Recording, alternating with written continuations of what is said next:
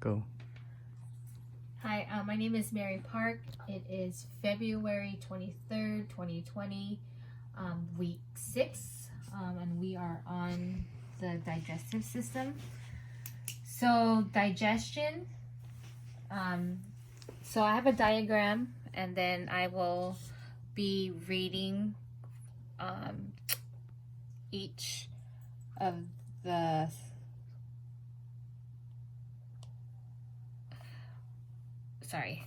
so I'll be reading the digestive process and how it goes down. So digestion is the food you eat. It is broken down and it is called digestion. So digestive system, the mouth. When you start chewing something, this is the mouth. Your salivary glands start producing saliva to lubricate your food. You break down your food and your tongue mixes it up with saliva.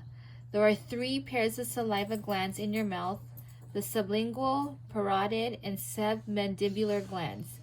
These glands produce up to liter of saliva every day. The second stop is the esophagus.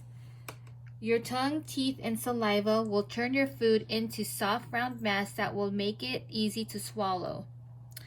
The food are muscles in your throat and mouth used to push food to your esophagus, which the tube connecting your stomach with your throat. The esophagus also has muscles that create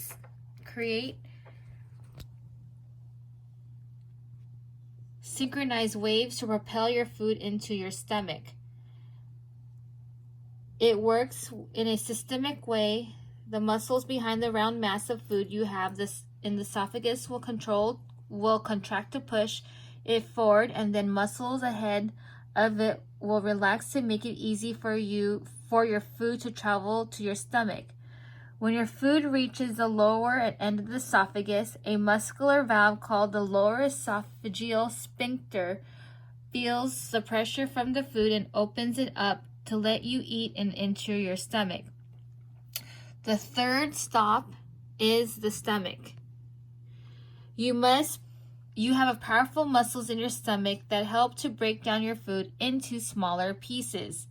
The digestive glands in your stomach will also produce enzymes and stomach acid. The combination of stomach acid and enzymes turn the food into a paste called chyme. Your stomach muscles will then contract to push the chyme towards your small intestine. The food will enter the small intestine through a valve called the pylorus. The pylorus releases a small amount of food at a time. The fourth stop is the small intestines. Small intestines come into an order of digestive system. Digestion will continue even when your food has entered your duodenum, the first section of your small intestine.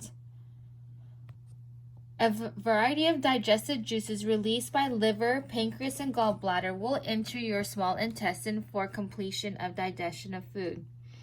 Pancreas produces enzymes to break down carbohydrates, proteins, and fats, whereas the liver produces bile to digest fats. The wall of your small intestine also secretes other juices for digestion. The food will then move into the second section of your small intestine, where it will turn into smaller molecules of nutrients. After that, it will move into the final portion of your small intestine, where the remaining nutrients are absorbed. The fifth stop is the large intestine.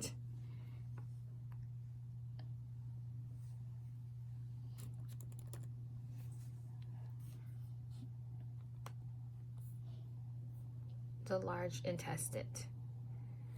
After the absorption of nutrients, the final section of your small intestine, there remains a combination of water, electrolytes, and waste products such as dead cells and plant fiber. The waste enters your large intestine, which is 5 to 7 feet long, a muscular tube connecting your small intestine into the rectum. The waste moves through your colon by means of peristalsis.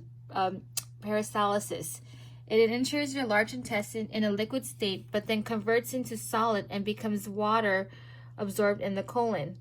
Stools goes into the S-shaped colon and enters into the rectum once or twice a day.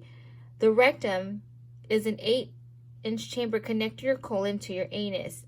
It receives stools from the colon and holds it until evacuation happens. So that is number 6, which receives the stool in the colon and holds it until evacuation. So that is the digestive system, and how it goes from the mouth all the way to the anus.